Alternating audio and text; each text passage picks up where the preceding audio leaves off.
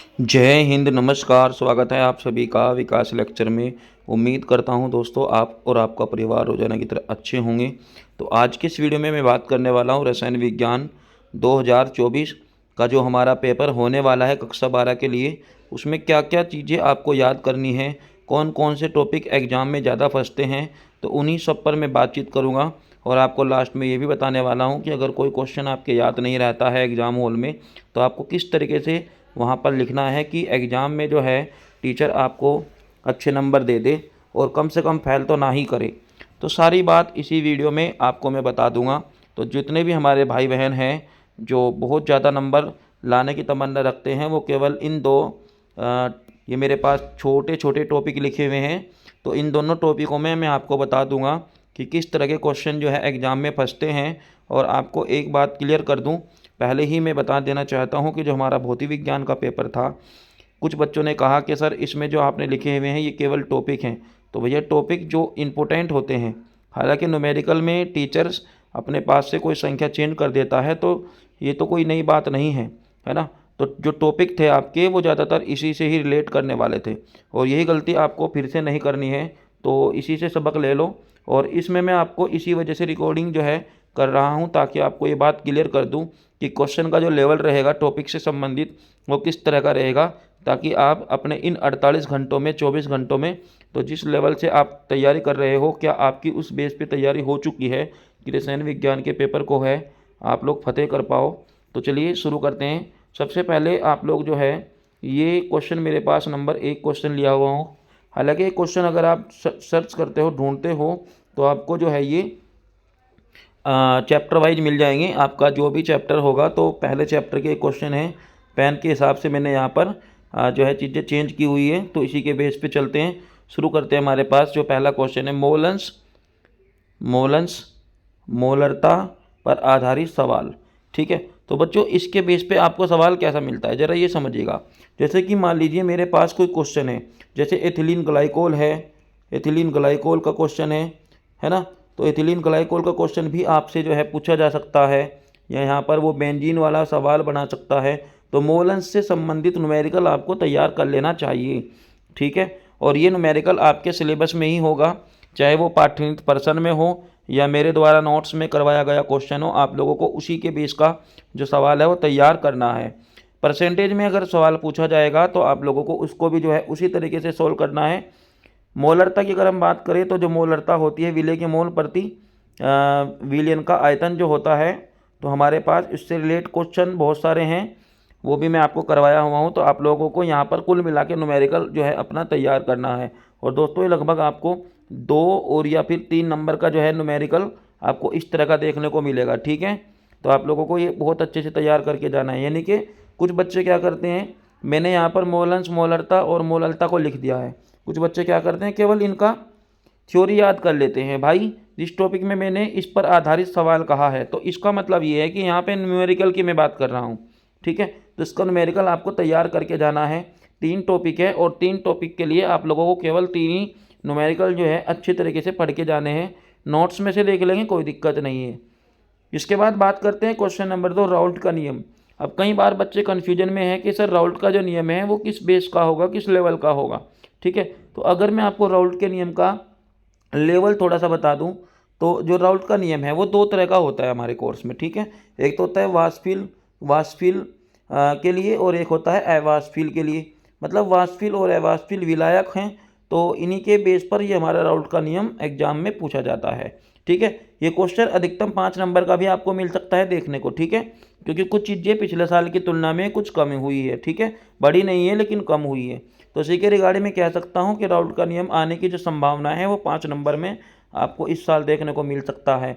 हालांकि मैं ये बिल्कुल नहीं कहूँगा कि आपको केवल वहाँ पर थ्योरी ही पूछी जाएगी कि राउल्ट का नियम क्या होता है, किसे कहते हैं, समझाओ, इसके अनुप्रयोग लिखो।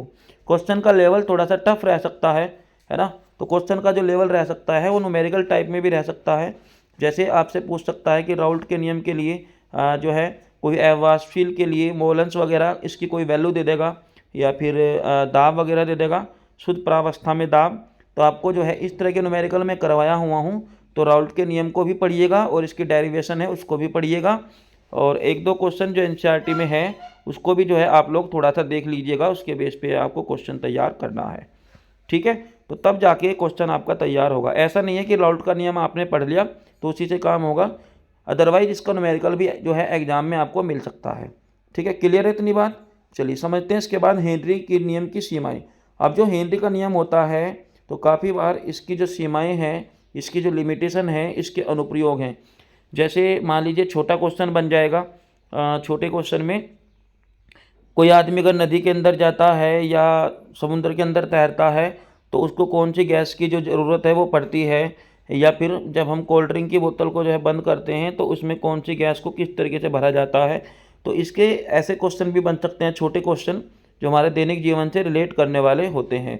तो हेनरी के नियम और राउल्ट के नियम में काफ़ी चीज़ें जो है समान होती है, अदरवाइज फिर भी इसके अंदर कुछ डिफरेंटल पॉइंट हैं, आप लोग ध्यान से देख करके जाइएगा। हो सकता है कि आपको एक क्वेश्चन होता है जिसमें सड़े अंडे जैसी गंध का कुछ इस तरह का सवाल है, या आपसे कोई अलग क्वेश्चन भी दे सकता है जिसमें नाइट्रोजन गैस वाला होता है, आपने देखा होगा। तो हमारे एनसीईआरटी में केवल इस तरह के 2 से 3 क्वेश्चन हैं, आप लोग उनको देख करके जाइएगा। न्यूमेरिकल भी ये क्वेश्चन बना सकता है और अनुप्रयोग भी ये पूछ सकता है। ठीक है बच्चों, क्लियर है इतनी बात? चलिए इसके बाद बात करते हैं क्वथनांक में उन्नयन, हिमांक में अवनमन। ये वेरी इंपॉर्टेंट क्वेश्चन है, हालांकि 2023 में भी इससे क्वेश्चन बना था, तो मैं ये बिल्कुल भी नहीं कहूँगा कि इस साल इससे कुछ नहीं आएगा। आ सकता है भाई, आप लोग एक बार देख के जाइएगा, क्योंकि क्वथनांक में उन्नयन और हिमांक में अवनमन इतनी मुश्किल बात नहीं है। अगर आप इसको ध्यान से देखोगे तो आपको ऐसे ही समझ में आ जाएगा, और एक दूसरे के सूत्र भी सेम से ही इसके होते हैं। ठीक है, तो आपको ध्यान से देख करके जाना है, और इसका जो न्यूमेरिकल है वो भी आप लोगों को जो है देख करके जाना है, क्योंकि इसका न्यूमेरिकल भी एग्जाम में बन सकता है। इसके बाद हमारे पास जो वान ठाप गुणांक है भैया मेरे, इसको भी ध्यान से देख करके जाना है। वान ठाप गुणांक की प्रायिकता इस साल ज़्यादा बन रही है, तो मुझे लगता है कि वान ठाप गुणांक का न्यूमेरिकल आपसे जो है पूछा जा सकता है। ठीक है, तो आपको जो विलियन वाले चैप्टर के क्वेश्चन हैं वो हो गए हमारे क्लियर यहाँ तक के। तो ये विलियन वाला चैप्टर हमारा क्लियर इतना हो गया क्वेश्चन नंबर 5 तक का। इसके बाद हम बढ़ेंगे चैप्टर नंबर 2 की तरफ, हमारा नेस्टर समीकरण और इस पर आधारित सवाल। बच्चों आपने देखा होगा नेस्टर समीकरण के बेस पर जो सवाल बनेगा भाई, वो सवाल जो बनेगा वो किस लेवल का बनेगा? सर इसमें कोई रिएक्शन दे देगा, ठीक है, कोई आपको जो है अभिक्रिया दे देगा। अभिक्रिया जैसे आपने देखा होगा, इधर Ag आयन है और इधर Ag दे दिया S, तो आपको इसमें इसकी मोलरता का मान दे देगा। इसके भी जो है इसमें तो कुछ नहीं देगा, क्योंकि इसके लिए तो आपको 1 रखना होता है। और बेसिकली नेस्टर समीकरण को भी मैं आपको समझाया हुआ था, तो आप लोग एक बार इसको देख लीजिएगा, और इसके ऊपर जो है न्यूमेरिकल भी आपको मिल सकता है। हालांकि क्वेश्चन एक ऐसा क्वेश्चन है कि जो एग्जाम में हमेशा पूछा जाता है, आज तक का रिकॉर्ड है, कभी कोई एग्जाम ऐसा नहीं हुआ केमिस्ट्री 12th के लिए जिसमें नेस्टर समीकरण का कोई क्वेश्चन ना पूछा गया हो। मतलब ये क्वेश्चन इस बेस का है कि हर साल इसका सवाल तो कम से कम बनता ही बनता है। हालांकि जो नेस्टर समीकरण है इसके बेस पर आपको 1 या 2 नंबर की केवल समीकरण भी पूछ सकता है, लेकिन ज़्यादातर इसका न्यूमेरिकल आता है, तो आप लोगों को केवल इसका तो जो है न्यूमेरिकल तैयार करके जाना है। इसके बाद बात करते हैं कोलराउस का नियम, जो दुर्बल विद्युत अपघट्यों के लिए वैलिड होता है। तो कोलराउस के नियम के आपको न्यूमेरिकल मिल सकते हैं, लेकिन इसका नियम ज़्यादा पूछा गया है एग्जाम में, तो इसके नियम को भी आपको ध्यान से देख करके जाना है, क्योंकि इसका जो नियम है वो एग्जाम में काफ़ी ट्रेंड करता है। क्वेश्चन मैक्सिमम 3 या फिर 4 नंबर का आपको जो है देखने को मिल सकता है। ठीक है, तो इसका छोटा सा न्यूमेरिकल होता है, जो आपने देखा होगा जैसे NaCl है ना, AC और Cl, इस तरीके से आपको कुछ भी दे देगा, तो आपको जो है नॉर्मली पहले जोड़ना है घटाना है, इस तरीके से जोड़ घटा की तरह ये क्वेश्चन हो जाएगा कोलराउस का नियम। ठीक है, इसके बाद बात करेंगे क्वेश्चन नंबर 8 की, शैल स्थिरांक चालक। तो इनके मात्रक भी आपको पढ़ करके जाने हैं, क्योंकि मात्रक से रिलेट करने वाला क्वेश्चन यहाँ से बन सकता है। ठीक है, तो विशिष्ट चालकत्व का भी यहाँ पर आप लोग थोड़ा सा पॉइंट बढ़ा लेंगे। ठीक है, 1-2 बार यहाँ पर विशिष्ट चालकता के बारे में भी पूछा हुआ है। तो चालकत्व, विशिष्ट चालकत्व, शैल स्थिरांक बहुत ध्यान से देख करके जाइएगा, इसका छोटा क्वेश्चन बनेगा पेपर में। ठीक है, समझ में इतनी बात। अब इसके बाद CuSO4 के जलीय विलयन में लोह की छड़ को डालने पर इसका रंग धीरे धीरे गायब क्यों हो जाता है? विद्युत रासायनिक श्रेणी से संबंधित पर्सन है भाई, है ना। जैसे आपको मैं एक गाना भी बताया था, लिख बासर का नाम अगल मंजन करखू, है ना, तो इस तरह का कुछ गाना था, तो आप लोग उसके बेस पर ऐसा सवाल कर सकते हो, क्योंकि धीरे धीरे क्या होगा, रिएक्शन होगा, तो विद्युत रासायनिक श्रेणी के बेस पर भी आपको 1-2 नंबर का क्वेश्चन जो है वो देखने को मिल सकता है। ठीक है, इसके बाद बात करते हैं विद्युत अपघटनी सेल तथा गैल्वेनिक सेल। भाई बहुत ही ज़्यादा इंपॉर्टेंट क्वेश्चन है। क्वेश्चन का जो इसमें लेवल रहेगा वो थोड़ा सा टफ लेवल का रहेगा, क्योंकि जो गैल्वेनिक सेल है और विद्युत अपघटनी सेल है दोनों ही एक दूसरे से एकदम डिफरेंट होती है, दोनों एक दूसरे से भिन्न होती है। तो काफ़ी फ़ायदा आपको इस क्वेश्चन में मिलने वाला ये है कि दोनों जो रिएक्शन है दोनों ही एग्जाम में काफ़ी पूछी गई है। गैल्वेनिक सेल, हालांकि ये व्यावसायिक सेल के नाम से भी क्वेश्चन बन सकता है गैल्वेनिक सेल का, ठीक है, या प्राथमिक सेल द्वितीयक सेल का भी यहाँ से क्वेश्चन बन सकता है, तो आपको देख करके जाना है। ठीक है, अब वही हम बात करते हैं क्वेश्चन नंबर 11 में कह रहा है CuSO4 विलयन को 1 एम्पीयर की धारा से 900 सेकंड तक विद्युत अपघटित किया गया। भाई ये क्वेश्चन जो है ना 2 नंबर का एग्जाम में कई बार आ गया। ठीक है, सेम क्वेश्चन 2 नंबर का एग्जाम में कई बार आ गया। हालांकि इसमें जो समय का मान है वो कई बार चेंज होता रहता है। कभी कभी 2 घंटे एग्जाम में आया हुआ है, तो कभी 1 घंटा एग्जाम में आया हुआ है, और कभी 450 सेकंड भी जो है एग्जाम में आया हुआ है। तो आप लोग इस क्वेश्चन का रट्टा नहीं लगाएंगे, केवल ध्यान से देखेंगे कैसे किया, और इसी के बेस का क्वेश्चन जो है आपको तैयार करना है। ठीक है, समझ में इतनी बात। चलते हैं तो देखते हैं अगला क्वेश्चन हमारा क्या रहा है। शून्य कोटि अभिक्रिया के लिए वेग स्थिरांक का मात्रक। अब ये जो शून्य कोटि अभिक्रिया का जो मात्रक होता है, तो शून्य कोटि अभिक्रिया के लिए वेग स्थिरांक का जो मात्रक होगा वो आपको देख करके जाना है ध्यान से। ठीक है, ये ऑब्जेक्टिव क्वेश्चन में आपको जो है देखने को मिल सकता है। हालांकि प्रथम कोटि की अभिक्रिया का वेग स्थिरांक का मात्रक आपसे पूछ सकता है एग्जाम में, तो भाई आपको वो भी देखना है ध्यान से। ठीक है, जल्दी नहीं करनी, ध्यान से करोगे तो समझ में आ जाएगा। नेक्स्ट क्वेश्चन हमारा अभिक्रिया की कोटि एवं आणविकता में अंतर। बच्चों की ये क्वेश्चन जो है उंगली पे रहता है, थ्योरी वाला सवाल है और हर बच्चा इसको याद कर लेता है। ठीक है, किसी अभिक्रिया में भाग लेने वाले जो अभिक्रिया का जो साधारण होता है वो घात पर जो अगर निर्भर करता है तो उसको कोटि कहते हैं। ठीक है, और जो आणविकता होती है तो अभिक्रिया में कुल अणुओं की संख्या जो होती है उसको हम आणविकता के नाम से जानते हैं। इसके बाद बात करते हैं सवाल नंबर 14 की। हमें कह रहा है SO2Cl2 की अपनी प्रारंभिक मात्रा, ठीक है, आधी मात्रा में वियोजित होने में 7 मिनट का समय लगता है। भाई ये प्रथम कोटि अभिक्रिया का न्यूमेरिकल आपको मिल सकता है। हालांकि प्रथम कोटि अभिक्रिया से संबंधित एक डेरिवेशन भी आपको मिलता है, तो मैं यहाँ पर तीनों ही क्वेश्चन ले लिया हूँ। ठीक है, तो तीनों टाइप के क्वेश्चन मेरे यहाँ पर हैं। ये प्रथम कोटि अभिक्रिया का न्यूमेरिकल भी ले लिया, हालांकि NCERT का ही क्वेश्चन है और मुझे क्वेश्चन बहुत ज़्यादा अच्छा लग रहा था तो इसीलिए मैं यहाँ पर ये लिख लिया हूँ। हालांकि ज़रूरी नहीं है कि यही क्वेश्चन आएगा। ठीक है, आपने देखा होगा एक अभिक्रिया 50% 60 सेकंड में पूरी हो रही है, तो 99.9% कितने समय में पूरी होगी, इस तरह का क्वेश्चन भी आपको भाई मिल सकता है। ठीक है, प्रथम कोटि अभिक्रिया का समाकलित वेग व्यंजक 5 नंबर का सवाल आएगा तो आपसे कम से कम 5 नंबर में क्वेश्चन देगा। ठीक है, छद्म कोटि की अभिक्रिया एक तरीके से प्रथम कोटि की अभिक्रिया होती है, आर्नियर समीकरण। इसके बेस पर आपको न्यूमेरिकल मिल सकता है जिसमें आपको एंटी लॉग निकलवाया था। ठीक है, तो ध्यान से देख करके जाइएगा, कोई दिक्कत नहीं है। वही क्वेश्चन नंबर 19 हमारा है, ये अंतिम चैप्टर का क्वेश्चन है। ठीक है, सॉरी, ये हमारा चौथे चैप्टर का क्वेश्चन है। कारण बताओ, संक्रमण तत्व रंगीन आयन बनाते हैं। स्कैंडियम संक्रमण तत्व है जबकि जिंक नहीं है। भाई आपको बता दूँ, जो स्कैंडियम है, स्कैंडियम का परमाणु क्रमांक कितना होता है, 21 होता है। ठीक है, कितना होता है, 21 होता है, और इसकी जो कक्षाएं होती है स्कैंडियम की वो अस्थायी होती है। लेकिन जो हमारा जो जिंक होता है, जिंक का परमाणु क्रमांक 30 होता है और इसकी सभी कक्षाएं पूरी भरी हुई होगी। तो हम कह सकते हैं कि ऐसे तत्व जिनकी बाह्यतम कक्षा में कोई भी रिक्त इलेक्ट्रॉन या फिर अनपेयर्ड इलेक्ट्रॉन नहीं होगा, तो उसको हम कहीं ना कहीं संक्रमण तत्व नहीं कह सकते हैं। ठीक है, तो संक्रमण तत्व की सभी जो श्रेणियां, ग्रुप जो होते हैं, उनमें सारे तत्व संक्रमण नहीं है। ठीक है, जैसे आप कह सकते हो जिंक है, इसके बाद आप कॉम्प्रेंशियम को ले सकते हो, 112 वाला जो CN होता है, 112 वाला, तो वो भी नहीं है, क्योंकि ये सारे के सारे एक ही लाइन में आते हैं। ठीक है, तो बेसिकली आप यहाँ पर इसका रीजन केवल ये लिख सकते हो कि अयुग्मित इलेक्ट्रॉनों के कारण।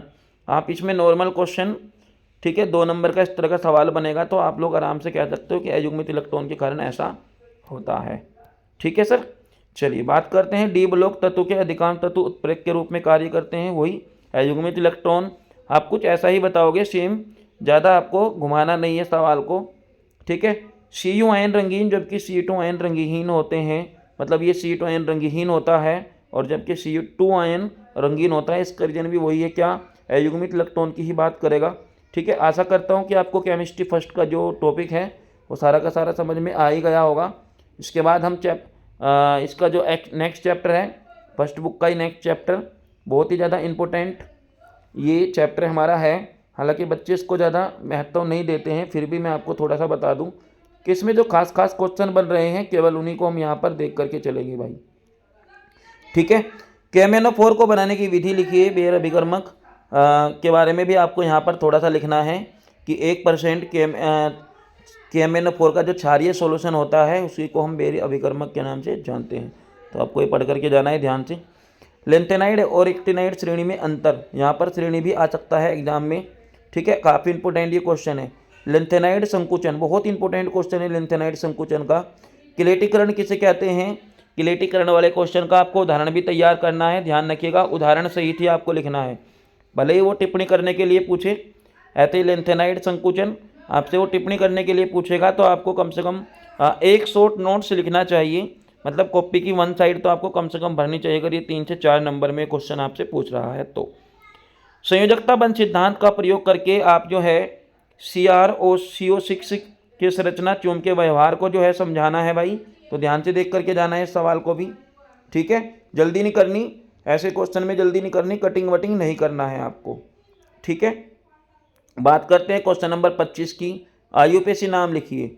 बच्चों आपको ध्यान रखना है कि आपको जो है उप सहसंयोजक यौगिकों के IUPAC नाम भी वो एग्जाम में पूछेगा, और अगर आपने इसमें थोड़ी सी गलती कर दी ना तो भैया नंबर आपके कट जाएंगे पूरी तरह से। और ये जो IUPAC नाम वाला सवाल है ये आपको भाई मैक्सिमम 4 नंबर का जो है आपको मिलेगा, 4 नंबर का आपको मिल सकता है। 1 नंबर का एक IUPAC नाम वो पूछेगा। सपोज करिएगा आपने जरा से भी अगर इसमें गलती कर दी तो भैया आपको नंबर इसमें नहीं मिलने वाले, इसलिए ध्यान से जो है इसको करना है। अगर आपको किसी भी तरह की प्रॉब्लम अगर इसमें हो रही है तो आप मुझे कमेंट करके बता सकते हो। मैं इसका फुल लेक्चर जो है आपको लिंक उसी के रिप्लाई में दे दूंगा, कोई दिक्कत नहीं होगी। सीखने के लिए भी इसका वीडियो अलग से बनाया हुआ है। ठीक है, तो वेरी क्वेश्चन जो है ये बहुत ही ज़्यादा मतलब एक तरीके से सिंपल क्वेश्चन है। तो नॉर्मली आप इसको अगर ध्यान से समझोगे तो आराम से कर दोगे। वर्नर सिद्धांत सब बच्चों को पता है कि वर्नर जो थ्योरी होती है भाई ये कहीं ना कहीं प्रथम संयोजकता और द्वितीयक संयोजकता की डेफिनेशन जो है रेंज करती है। तो आपको ध्यान से देख करके जाना है। ठीक है, तो ये हमारा फर्स्ट बुक हुआ कंप्लीट। इसके बाद हम एंट्री करेंगे सर सेकंड केमिस्ट्री का जो पहला चैप्टर है हेलो एल्केन और हेलो एरीन। इसको भी एक बार देख लेते हैं कि इसमें किस तरह के क्वेश्चन जो है एग्जाम में बनते हैं। वुरुटज अभिक्रिया, वुरुटज फिटिक अभिक्रिया, फिटिक अभिक्रिया। हालांकि फिंकेल्टाइन जो अभिक्रिया होती है वो भी यहाँ पर पूछ सकता है। वोल्टेज अभिक्रिया, वोल्टेज फिटिक और फिटिक अभिक्रिया, ये एक बार 6 नंबर का एग्जाम में पूछा गया क्वेश्चन है। ठीक है, तीनों एक साथ आए थे, 2-2 नंबर के, 2+2 ऐसे लिख के दिया था। तो 6 नंबर का जो है एग्जाम में क्वेश्चन एक बार आ चुका है। तो आप लोगों को ये क्वेश्चन भाई ध्यान से जो है करना चाहिए। हालांकि ज़्यादा डिफरेंस इसमें नहीं है, तीनों में ही शुष्क अभिक्रिया किसकी उपस्थिति में होती है, शुष्क ईथर की उपस्थिति में ये तीनों ही रिएक्शन होता है। ठीक है, इसमें डबल डबल बेंजीन होते हैं, इसमें केवल एक बेंजीन होता है, मतलब टॉलुइन टाइप का बनता है, और इसमें केवल एल्केन की बात करता है। ठीक है, क्लियर इतना। इसके बाद हमारे पास क्वेश्चन कह रहा है SN1 व SN2 रिएक्शन भाई, इनको जो है उदाहरण सहित आपको तैयार करके जाना है। ध्यान से पढ़ के जाना है इसको। Freon 11 DDT chloroform. ठीक है, हालांकि DDT का जो क्वेश्चन है वो आपको फॉर्मूला या फिर संरचना के रूप में पूछ सकता है, या DDT के कार्य लिखिए, ऐसा भी क्वेश्चन बन सकता है। क्लोरोफार्म की अगर मैं बात करूँ तो क्लोरोफार्म बेसिकली क्लोरोफार्म जो होता है वायु की उपस्थिति में धीरे धीरे हवा के साथ मतलब रिएक्शन कर लेता है। ठीक है, वायु के साथ रिएक्शन कर लेता है, ऑक्सीजन गैस बनाता है COCl2। ठीक है, और ये बहुत ज़्यादा घातक सिद्ध होता है फिर, तो इसका ऐसा क्वेश्चन बन सकता है। ल्यूकास परीक्षण क्या होता है, प्राथमिक द्वितीयक तृतीयक एल्कोहल की पहचान किस प्रकार करते हो, बेहद इंपॉर्टेंट सवाल है। तो आप लोगों को ध्यान से देख करके जाना है। ल्यूकास परीक्षण काफ़ी बाहर एग्जाम में क्वेश्चन बन गया। ठीक है, तो आपको बहुत अच्छे तरीके से इसको पढ़ करके जाना है। ल्यूकास विलियम संश्लेषण द्वारा ईथर का निर्माण, ये क्वेश्चन 5 नंबर का एग्जाम में आया था। चित्र सहित वर्णन कीजिए। हालांकि NCERT में इसका डायग्राम नहीं है तो मैं इसका डायग्राम जो है आपको नहीं बनवाया था, क्योंकि जितना हमारे NCERT सिलेबस में होता है भाई उतना ही मैं तुम्हें यहाँ पर बताता हूँ। क्वेश्चन नंबर 32 की अगर मैं बात करूँ, फिनोल का अम्लीय व्यवहार। देखो बच्चों, ये जो मेरे पास क्वेश्चन है हेलो एल्कीन के केवल 3 क्वेश्चन है, हेलो एल्कीन, हेलो एरीन। इसके बाद एल्कोहल ईथर फिनोल वाले के भी कितने क्वेश्चन हैं, इसके 1 2 3 4 क्वेश्चन मैं यहाँ पर लिया हूँ। बट आपको ये क्वेश्चन ध्यान से पढ़ने हैं। अगर यहाँ से छोटे सवाल बनेंगे तो इन्हीं से ही बनेंगे, ये आपको ध्यान से देख करके जाना है। फिनोल का अम्लीय गुण, आज तक कोई साल ऐसा नहीं गया भाई जिसमें फिनोल का अम्लीय गुण जो है वो ना पूछा गया हो। मतलब सिंपल सी बात है कि फिनोल का अम्लीय जो व्यवहार है वो हर साल एग्जाम में पूछा जाता रहा है। ठीक है, रेमर टीमन अभिक्रिया, कोल्बे सीमट अभिक्रिया, एक होती है सीमट अभिक्रिया और एक होती है कोल्बे सीमट अभिक्रिया। ये दोनों ही अभिक्रिया अलग अलग टाइप की होती है। कई बार बच्चे इसको सेम मानते हैं, तो ये रिएक्शन जो है सेम नहीं होती है, अलग अलग दोनों रिएक्शन है, तो इसको देखना है आपको। तो एक चैप्टर के 3 क्वेश्चन हमारे कंप्लीट हो गए। ठीक है, इसके बाद क्वेश्चन नंबर 34 की अगर मैं बात करूँ, केनीजारो अभिक्रिया, गाटरमान कोच अभिक्रिया, कोल्बे विद्युत अपघटन, एल्डोल संघनन, टॉलेन परीक्षण, फैलिंग विलियन। भाई ये एक ऐसा क्वेश्चन है जिसमें मैंने आपको 1 2 3 4, ठीक है, 1 2 3 4 5 6 टॉपिक इसी के अंदर ले लिया हूँ। ठीक है, हालांकि ये जो 6 के 6 टॉपिक हैं आपको मैक्सिमम 8 नंबर के क्वेश्चन जो है अलग अलग देखने को मिलेंगे, छोटे क्वेश्चन नहीं है, इसलिए मैं आपको यहाँ पर बता रहा हूँ। केनीजारो अभिक्रिया अलग से होता है। 2023 में तो केनीजारो अभिक्रिया का एक ऑब्जेक्टिव ही क्वेश्चन पूछ लिया था ना। गाटरमान कोच अभिक्रिया, कोल्बे विद्युत अपघटन अभिक्रिया भी 2 नंबर के एग्जाम में 2023 में पूछा गया क्वेश्चन है। आपको थोड़ा सा धैर्य रख के इसको लिख करके एक बार प्रैक्टिस करेंगे तो ये क्वेश्चन आपको करना है। ठीक है, इसके बाद हम बात करें ABCD यौगिक की पहचान करना और इन्हीं के बेस पर आपको रिएक्शन जो है तैयार करना है। मतलब ये एमीन वाले चैप्टर से भी बन सकता है और एल्डिहाइड, कीटोन और कार्बोक्सिलिक अम्ल वाले चैप्टर से भी क्वेश्चन जो है बना सकता है।